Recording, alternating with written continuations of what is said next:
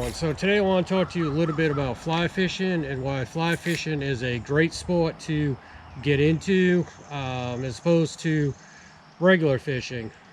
One of the benefits about fly fishing is it's a very relaxing sport. It's also a very cheap sport to get into. It's also a lot easier to carry your gear, and you don't need much gear to get started. What I have in front of me right now is my traditional tackle box that I use pretty much for bass fishing. So one of the problems with my traditional tackle box is the weight behind it. I pretty much cannot go carrying this up through the woods to get to a remote stream or a remote pond or anything, because after a while it's just going to be way too heavy. Also, the amount of gear that I have in here has gotten pretty expensive over time. The other issue with this is, depending on where I set this down, I might have a problem with opening it, because if I have a hill, it's going to want to fall over. As you can see by the amount of gear in here, especially since I have this set up for saltwater and freshwater, it is extremely heavy and it tends to get overpacked at times. I mean, I've got my hooks, I got my weight, I got my scale, got my plastic weights, got my bobbers, I've got various lures. So over time this hobby can get quite expensive. With fly fishing, you don't have that. You can get started pretty cheap. You know, unlike conventional rod and reels, the more you spend on a reel, the better your performance is going to be. Your cheap reels tend to break a lot. They don't last as long. They don't perform as well, so you have to spend a lot of money. Fly fishing, on the other hand, you can get started very cheaply, whatever you can afford. So this rod right here, I actually picked up at a yard sale the other day for $5. It was very inexpensive. The reel I got is a $30 reel from Walmart. Pretty much any fly reel is going to perform the same. The only thing I had to do with this is the fact that it came preloaded, was I had to strip all the line off of it and then reverse the gear on the inside, because of the fact that I am a left-hand thrower, which means I retrieve with my right hand. Most of them are going to set up for right-handers. The other cheap thing about fly fishing to get started in, and how you don't need as much gear, everything I have fits in this pouch, which means I can go ahead and throw this into a deep pocket. I can throw this into a backpack. There's no weight to it at all. I don't mind carrying this around all day. I don't have to worry about where the box is set up, whether if I open it, if it's going to tip over. The only thing you need to get started with fly fishing is I have a pair of pliers for removing the hook. Now I will tell you that hemostats or surgical forceps work a lot better, but I just happen to have a cheap pair of pliers for now. Of course, I got my bug spray, because up here in Rhode Island the mosquitoes are absolutely ridiculous. I got some extra tippet in case I snap my line, I need to redo it. Got my stringer.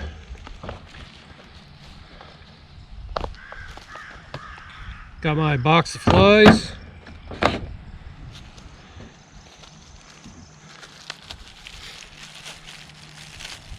And of course my fishing license. And also you'd want to have some sort of net.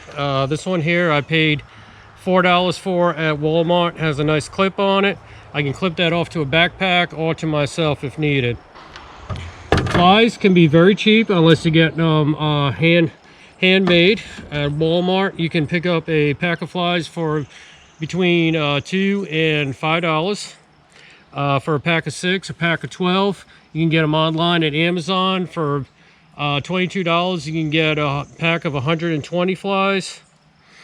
The case I have is absolutely nothing special. It's just a spare plastic box that I had sitting around the house.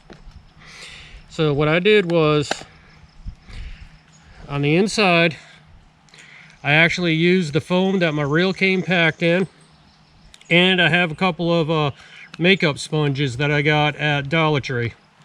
These here I can just go ahead, hook my flies in, and they just come right out. You can also pick up individual flies for about 97 cents, the ones that are machine made. So this whole entire setup with the stringer, the tippet,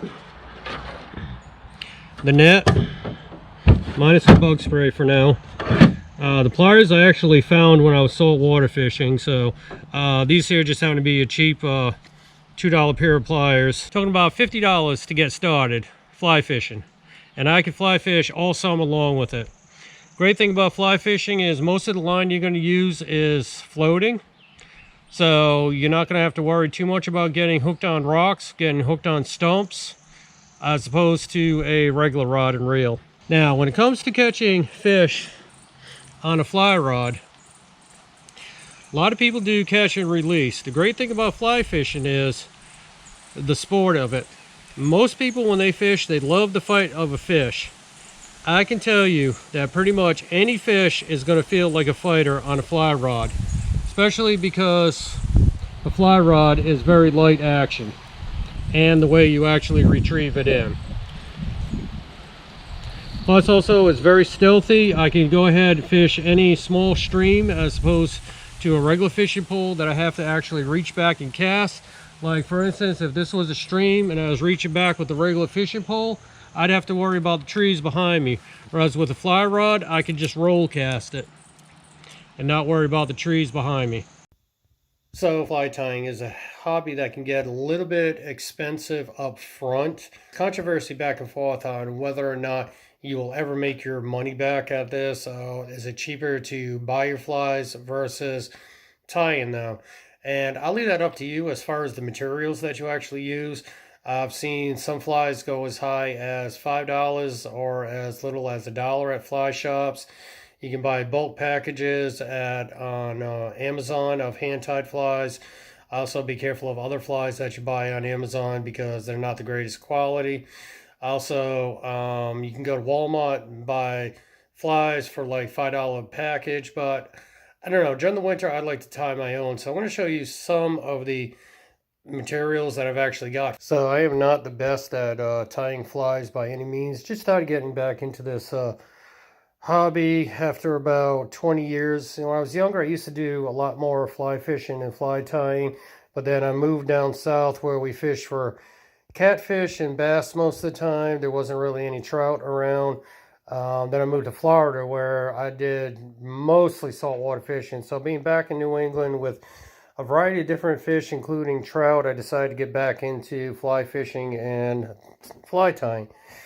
So this kit right here, I paid $45 for it at Bass Pro Shops, which actually bought out Cabela's, so it is a Cabela's brand. The fly head cement was separate. This was $6 a bottle.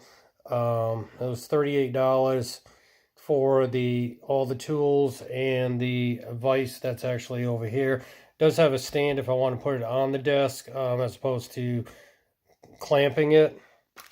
And then also, depending on what I'm tying, I also use Gorilla Glue, Super Glue, in addition to fly head cement. These are some feathers that I picked up at JT's Fly Shop in Connecticut. Got some googly eyes from Walmart for $1 a pack. This I got at JT's Fly Shop, chartreuse bucktail. Got some worms. This is caddis green dubbing. Got some dry fly dubbing. Got some various pipe cleaners for making bigger bodies. Got some flash material. This was a rainbow pack of pom-poms I picked up at Walmart. Some of these are a little bit big, but I do like the super small ones that are in here for making egg hatches. Got some yellow feathers that I picked up at AC Moore. Got some natural feathers I picked up at AC Moore. This I got at Cabela's. These are silly legs, perfect for doing frog. Now, why ain't this thing in focus? Got some silly legs, perfect for doing frogs and other things.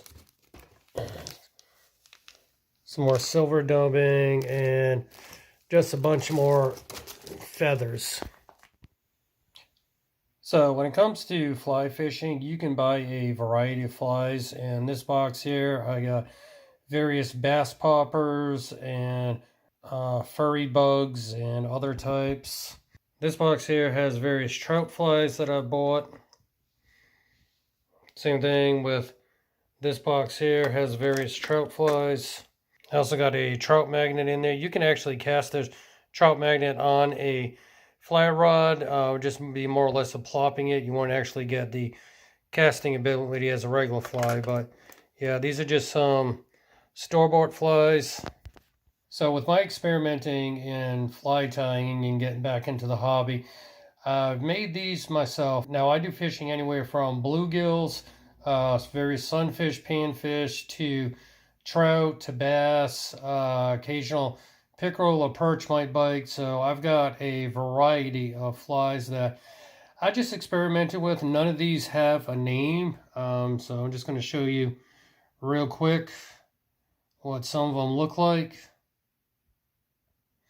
I got anywhere from streamers to dry flies to things that look like actual bait fish to bright colors for trout to bigger ones for bass.